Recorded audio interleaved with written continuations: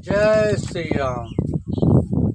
सत्संग का मतलब है सत्य का संग। ये बुनियाद रचा जाता है, ये सत्संग नहीं है, हर चर्चा है। सत्संग कब होगा? जब उस जो स्वरूप परमात्मा का ये जीवात्मा साक्षात्कार करेगी, तब सत्संग होता है और सारे कर्म कट जाते हैं। योग बिन योगी हुआ तो क्या हुआ? आज कथा कर रहे हैं, भागवत कर रहे हैं, राम कथा सुना है। जिसके बारे में आप कथा करते हो उसको क्या देखा, उसको जाना? सन्यासी साधु वही है जो कथा कहानियों में न रिझा करके एक परमात्मा का दीदार करा। इसके लिए कथा हो रही कि हम उसको देखा नहीं, न जाना, तो कथा किस बात की? तो योगी का कर्म न पाप वाला होता न पुण्य वाला, न पाप कर्म वाला, क्योंकि शास्त्र विरुद्ध व्यभिचार हिंसा उसके लिए सर्वथा त्याज्य है। वह पुण्य कर्म परोपकाराद अनासक्त निष्काम भाव से ईश्वर को समर्पण करके करता है।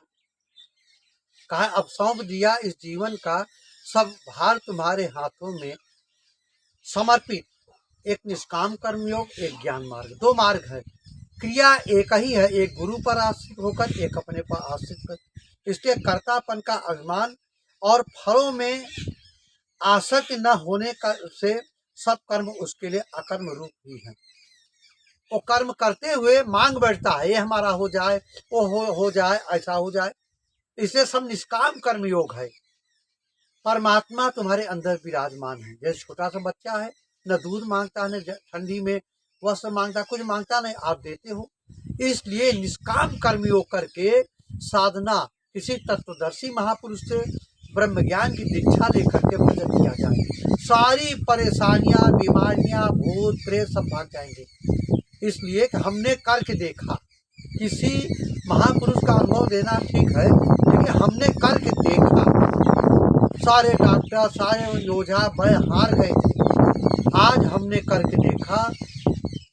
27 साल सब जीवित है, ऐसा पूरा चीरा हुआ है। तो दूसरे साधारण अयोगी लोगों के पाप पुष्ट तथा पाप पुष्ट से मिश्रित 3 प्रकार के कर्म होते हैं। सतोगुण से केवल पुण्य कर्म, रजोगुण से पाप पुष्ट मिश्रित कर्म और तमोगुण से केवल पाप कर्म ही होते हैं। इसको काटने के लिए ज्ञान की अग्नि प्रज्वलित करना होगा। आपको ये दंड कोई नहीं दिया, काहू न को सुख दुख कर दाता, निज कृत कर्म। ये हमारे किए हुए कर्मों का फल है। एक भजन के माध्यम से ऊधो कर मन की गति न्यारी, ऊधो कर मन की गति न्यारी। सब नदियाँ जल भर भर आवत, किस विधि खारी। ऊधो कर मन की गति न्यारी। उज्ज्वल पंख दिए बगुला को, उज्ज्वल पंख दिए बगुला को, बन बन फिरत उजाड़ी। ऊधो कर मन की गति न्यारी। मूर्ख राजा राज करते हैं, मूर्ख राजा राज करते हैं, पंडित फिरत भिखारी। ऊधो कर मन की गति न्यारी।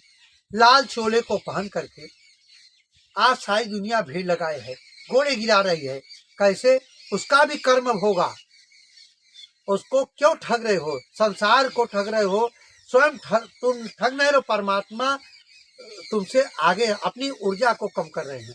जैसे कि सुबह सुबह एक गधा के पीठ में हनुमान जी की मूर्ति लाद के लोग आ रहे हैं सुबह सुबह, और जो सामने से आ रहा था हनुमान जी को प्रणाम करता था। गधा ने सोचा कि आज सारे लोग हमको प्रणाम कर रहे हैं। जैसे आज लोग गधा खुशी को संभाल न सका, उछल कूद मचाया, मूर्ति गिर गई नीचे। कुछ लोग मूर्ति को समाचने लगे और कुछ लोग गधा की धुलाई करने लगे। तब गधा को मालूम हुआ हमको प्रणाम नहीं करेंगे, ये जो मूर्ति थी उसको प्रणाम करेंगे, इसलिए तुमको प्रणाम नहीं कर रहे हैं। तो तुम्हारे अंदर चेतन राम है, चेतन शक्ति है, उसको प्रणाम कर रहे हैं। लोग इसका गलत प्रयोग कर रहे हैं। जो ब्रह्म ज्ञान की भक्ति के पद पर लोगों को ठगता है, झूठ बोलता है, ये हम ठीक कर देंगे, वो विश्व में कोई ऐसा नहीं है। जिसको सबद ब्रह्म का बोध होगा साधक कर सकता है।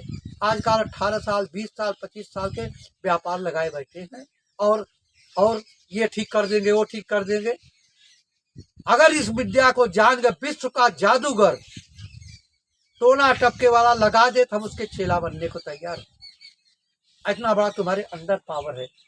बोलिए, वीडियो में लगे रहिए, लक्ष्य तक पहुंचाते रहेंगे।